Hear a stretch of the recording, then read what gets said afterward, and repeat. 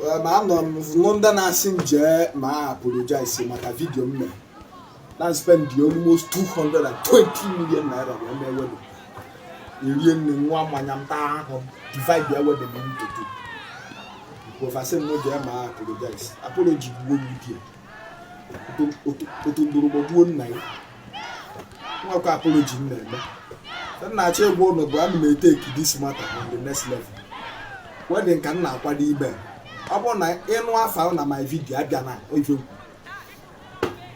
N'anụ nwoke na-ebe ebe nwoke bugodo ezigbote nwa otu. Ọkwa ifu Okongwu ị bịara my wedding nọrọ n'ụlọ na analyze ife menụ gbachelụ m na ị ga-afụ m. Otu ndụrụgbọ gbuo nna oge. Guy o nwere ihe nna apologize. Ọ na-ata anụ nke ọnụ na-ata ha anụ m. Mba ọ na-ata anụ nke ọnụ na-ata na anụ m ọ ife nchọrọ ebe ịnụ ọkwa ụnụ tara anụ m si nje eme apology nwa m nwere ego na-ele ofu bọtụ mmanya. Wedding nji almost 220 million wee mee.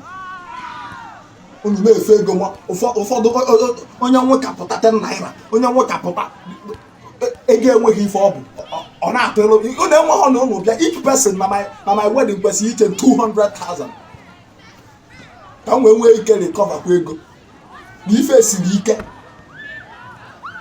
Unu amara ego na-etufu unu amara na data ego na na-eme expect ka m recover aya back.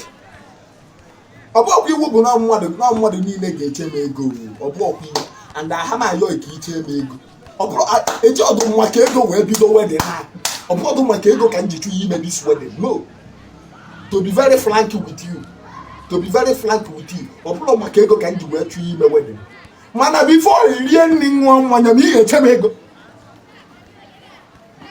jee back chere bansa ịtọ bịa ego afọ inye ndị bansa ndị polisi ịtọ ka fa wee dute na my wedding why not ịnwa ya tin n'aka na ọbara uru mmekwa ife ọ dịka ya sị na nji maka ego wee bido wedding ị na-asị nje ma apology gbuo wudi dee m ntị ọ bụghị esi m pụta na Facebook ya ọkụkọ obi before next weekend na-abịa ọkwa ifu ndị abịa sị na my wedding nji almost ọbọ na mkpọsi ụnụ afasị ụnụ abịa na ụnụ kachie ntị bịa ụnụ ya abịa rie 3 plate ma ndị 4 plate mma eji sasị ọkụ mopo na-abịa n'ụlọ one after the other. Oke ụnụ chere na ndị egwu mma na-abịa n'ụlọ one after the other ikwu how many plate iri ihe vitamin how many years ya nọ na prison ọkwa kude for that matter kude irie 2 plate especially you onye obodo ri taa anụ na abụ 2 years imprisonment pa anụ bụ 1 year.